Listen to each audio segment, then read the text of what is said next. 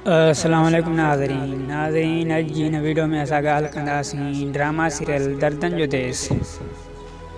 त दर्दनि जो देस जे अचण में हाणे देरि न आहे, तमामु जल्दी ड्रामो KTN ते ऑनर थियण वारो आहे। त हिन जा 2 प्रीम्यूज़ रिलीज़ कया विया आहिनि त हीउ ड्रामो KTN जो सुपर हिट ड्रामो साबित थींदो।